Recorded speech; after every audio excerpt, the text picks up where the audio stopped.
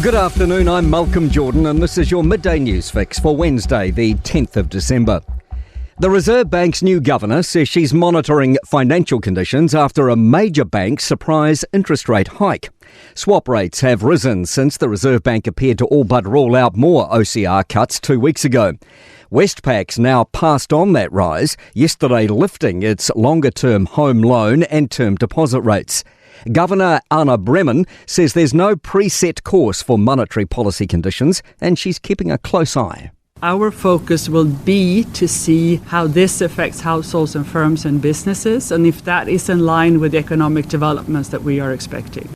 Certified Builders is calling the government's massive RMA overhaul brave. It plans to replace current Resource Management Act laws with 2 new pieces of legislation, one each for the environment and planning. It slashes consenting requirements and council regulations and is expected to save $13 billion. Certified Builders Chair Nick Farrelly says it will be transformational. There's some crazy inconsistencies between councils. There are people that just no longer want to build or go ahead because they're just worried the cost and the never-ending will we get to the end of the old RMA. The Education Minister's thrilled another secondary principals union has voted in favour of a new collective agreement. About 99% of Secondary Principals Association members accepted a settlement, which includes a 4.65% base salary increase across 30 months. A new $15,000 NCEA change implementation allowance is also included. Erica Stanford says today's agreement is a result of mutually constructive negotiations and bargaining in good faith. The PPTA also accepted a pay offer last week. Tongarero's second fire in a month is being monitored today after it was fully contained last night. 3 ground crews, 1 tanker and a helicopter remain at the fire ground today.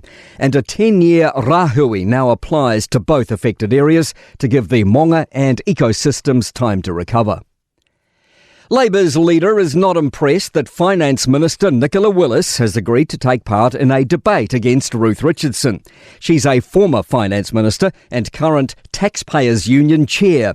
It comes as the TPU plans to launch a campaign questioning Willis's economic leadership.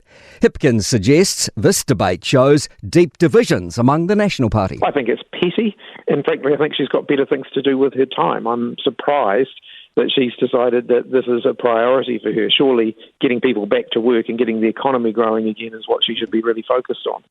MB has inspected 53 student homes in Dunedin this year, cracking down on damp and run-down rentals, issuing 23 warnings and 12 improvement notices, with 4 cases needing further enforcement. And Otago's Lake Hawea is hosting our first National Stone Skimming Championships next year, inspired by Scotland's long-running competitions. To sport, Liverpool's claimed a 1-0 win over Inter Milan in the European Champions League, putting behind a tumultuous few days for the club. A group of human rights campaigners is calling on FIFA's Ethics Committee to investigate the organisation's president, Gianni Infantino, over the awarding of the inaugural FIFA Peace Prize to Donald Trump. And South Africa has crashed to its lowest total in men's T20 internationals, bowled out for 74 and thumped by 101 runs by India in Cuttack. I'm Malcolm Jordan. That's your latest news fix. We'll be back with the next update at 5 p.m. from the Newstalk ZB newsroom.